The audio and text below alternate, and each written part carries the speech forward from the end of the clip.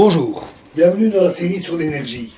Alors, nous avons vu le cas des forces conservatives, donc voyons maintenant le cas des forces non conservatives, telles que le frottement.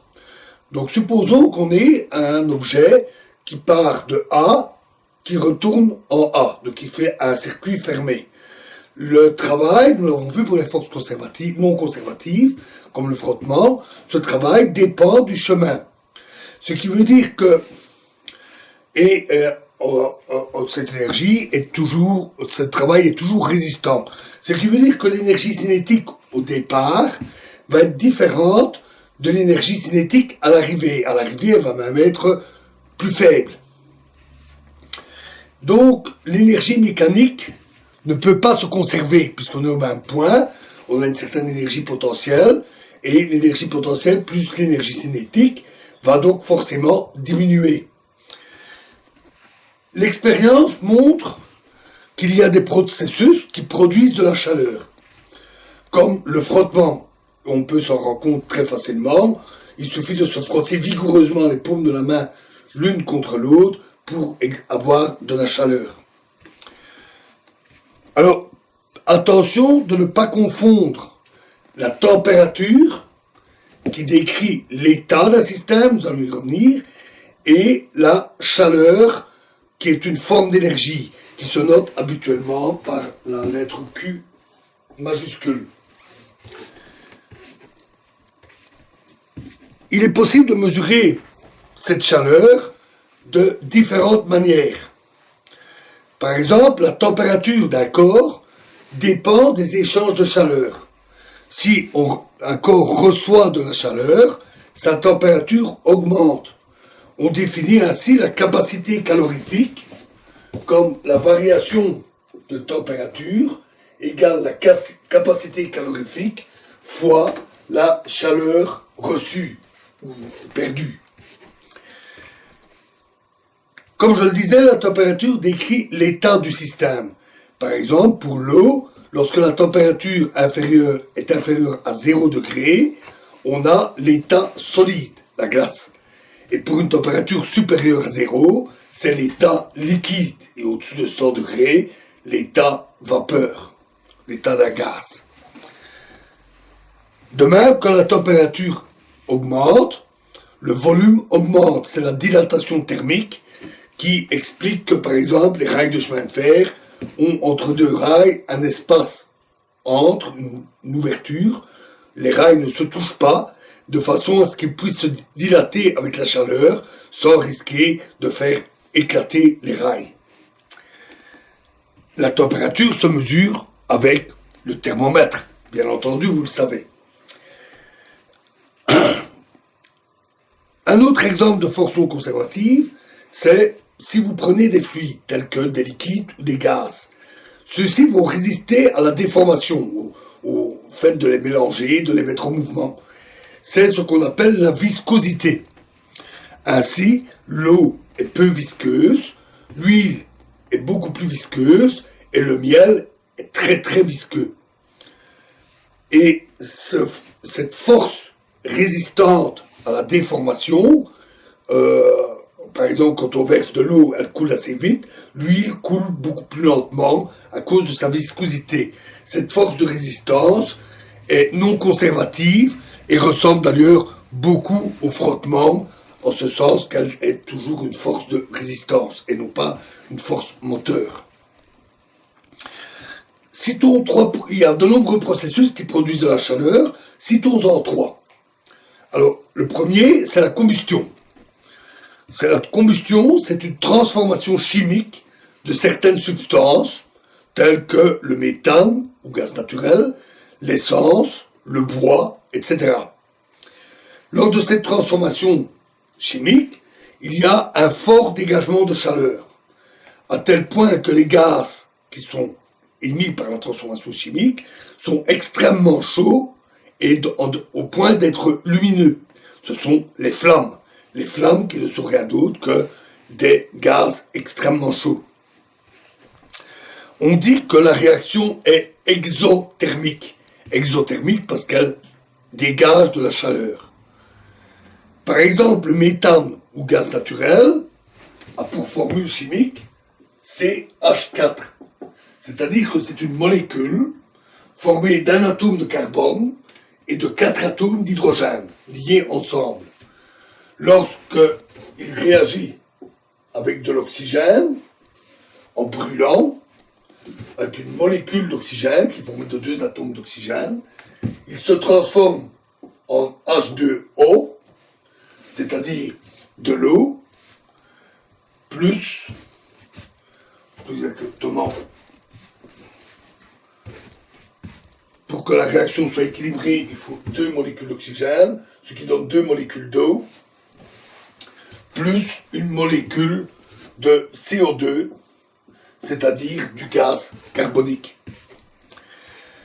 avec un fort dégagement de chaleur.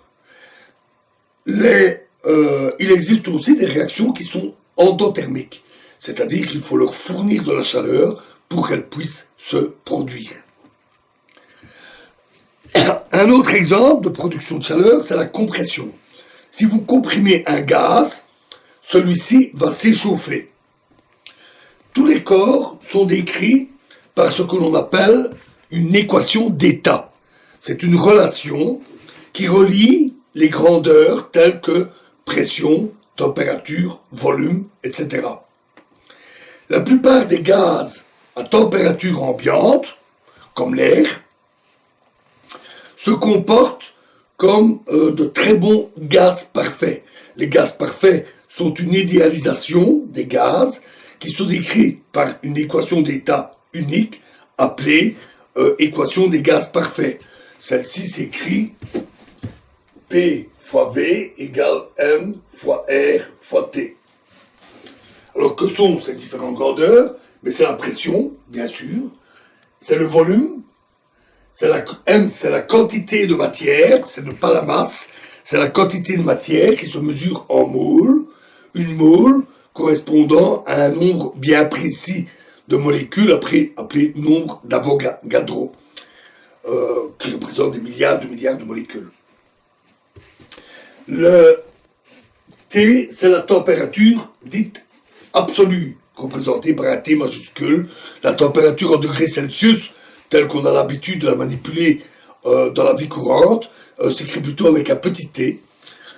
La température absolue se mesure en Kelvin et est telle que 0 Kelvin correspond au zéro absolu, c'est-à-dire la température la plus basse possible, celle qui correspond à l'énergie interne minimale, celle où en quelque sorte les molécules sont carrément immobiles, figées.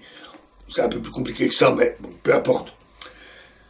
À le 0 degré Celsius, celui de la transformation de l'eau en glace, correspond à 273 Kelvin. Et le zéro absolu, 0 Kelvin, est égal à moins 273 degrés Celsius. Et R, enfin, est la constante dite des gaz parfaits. En utilisant cette relation avec d'autres lois, comme par exemple la relation de capacité calorifique que nous avons vue, on vérifie que si la pression augmente, alors la température augmente aussi. On peut facilement le vérifier. Il suffit de prendre une pompe à vélo, vous bouchez une extrémité avec votre doigt et vous pressez très fort sur le piston. Vous sentirez que l'air à l'intérieur de la pompe devient très chaud. Ce qui est l'effet qui est décrit ici. Si on libère cette air en retirant le doigt, l'air chaud se mélange à l'air ambiant, il y a échange de chaleur jusqu'à ce que toutes les températures s'équilibrent. Inversement, un gaz qui se dilate a tendance à se refroidir. Un troisième exemple, c'est les changements d'état. Donc, lorsqu'un liquide devient un solide, ou lorsqu'un gaz devient un liquide, il y a alors libération d'une certaine quantité de chaleur appelée chaleur latente de solidification, pour le passage à l'état solide, ou chaleur latente de liquéfaction, pour le passage à l'état liquide. Un exemple très simple, dans l'autre sens, là où il faut fournir cette chaleur latente, c'est quand on chauffe de l'eau. On va chauffer de l'eau jusqu'à ce qu'elle atteigne 100 degrés. Et là, elle se met à bouillir. Et pendant toute cette phase où elle bout, sa température reste constante, de 100 degrés. Et il faut apporter de la chaleur, qui est cette chaleur latente, pour transformer l'eau en bulles de vapeur qui se dégagent dans l'atmosphère. La chaleur à fournir pour l'eau a longtemps été une unité de mesure de la chaleur, et la chaleur latente, pour chauffer l'eau, pardon, c'est pas la chaleur latente, c'est la chaleur pour chauffer l'eau, c'est 1 calorie par gramme et par degré. Les mesures de chaleur font partie du domaine de la calorimétrie. Les mesures de chaleur sont souvent difficiles. Pour effectuer des mesures, suite à par exemple des réactions chimiques ou autres, on place le dispositif dans un dispositif qui s'appelle une bombe, qui est en fait analogue à un thermo, très bien isolé. Mais en fait, l'isolation n'est jamais parfaite. Il y a toujours des fuites de chaleur. Les expériences sont fort délicates. Il faut mener les expériences avec un très très grand soin pour déterminer ces pertes de chaleur qui influencent les résultats. Et parce que même introduire un thermomètre à l'intérieur du dispositif perturbe le phénomène. Parce que le thermomètre peut avoir une température différente du milieu dans lequel on plonge, parce qu'il a une capacité calorifique qui est différente, etc. Donc, ces expériences sont très délicates. En effectuant des mesures précises, avec des forces non conservatives, on peut obtenir une relation. Cette relation, avec les frottements, la viscosité, etc., c'est que lorsqu'on dépense de l'énergie qui est perdue par les forces non conservatives, comme le frottement, la viscosité, on trouve que delta Q égale moins delta E. C'est-à-dire que la variation d'énergie mécanique négative, elle est perdue, est transformée en chaleur, delta Q, variation de chaleur. Ce sont originellement les expériences de Watt, qui a donné son nom à l'unité de puissance, qui a également inventé un moteur à vapeur, suite aux expériences de Papin. Et ainsi, il a montré que l'équivalence entre énergie mécanique et chaleur. Et de ce fait, à cause de cette relation, cela veut dire que l'énergie mécanique plus la chaleur est une quantité qui est conservée, même avec des forces non conservatives. La somme des deux est conservée. Notons d'ailleurs que, tout comme on peut produire de la chaleur, on peut aussi convertir la chaleur en énergie, sous forme de travail. C'est ce que font les moteurs thermiques, tels que le moteur à vapeur que je viens de citer, mais également le moteur à explosion, qui équipe la plupart de nos véhicules, fonctionnant à l'essence ou au diesel.